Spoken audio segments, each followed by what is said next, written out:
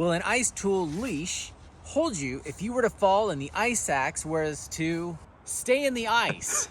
So I don't have any ice tools in my shop, and I don't own any personally, so that's why you have yard tools. But Dave wanted us to bust a myth. I had a friend who fell on his ice axe tether clipped to his belay loop on his harness while leading water ice. He was held by the tether, or so he says. I did not witness it. I was somewhat skeptical of his story, and I don't think it actually fell, but just hung off the tether. Could these tethers actually hold a dynamic fall, with the bottom of the axe placed at head level and clipped to the leader's harness? Shall we drop test this?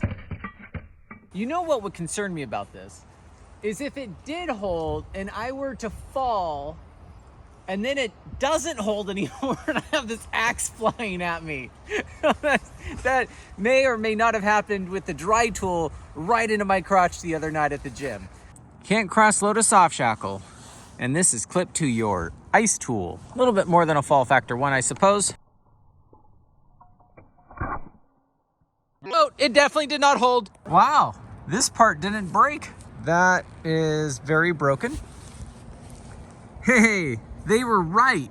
It's rated for 2 kilonewtons. We're gonna test this again, except this is a little loose, but it's not gonna have a fall factor 1.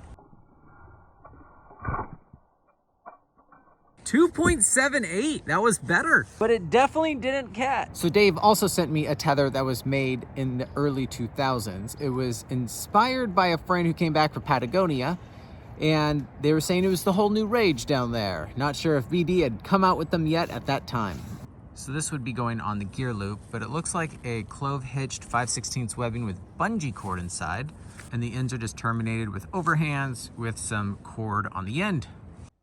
I stood up with the grenade pen and I dropped the test without filming it. I'm so sorry. 2.43. It was connected on this carabiner like this. It did not break here like I thought it was going to. Basically, the bungee broke. Damn. Whoopsie. Okay, our last one. Pulling it like that's pretty tight. It's gonna fall less than any previous test. Oh, I think it broke the string. Well, I mean, still above 2.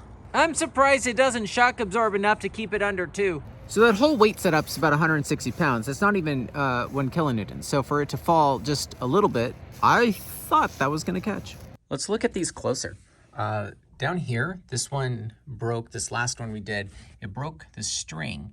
But where it didn't break the string, it broke in the bungee here, down in the bottom of this loop. But ironically, the webbing is what broke here at the top.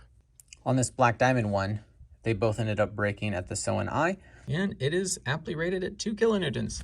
Let's find out how strong this is by replacing it with something strong enough to break it.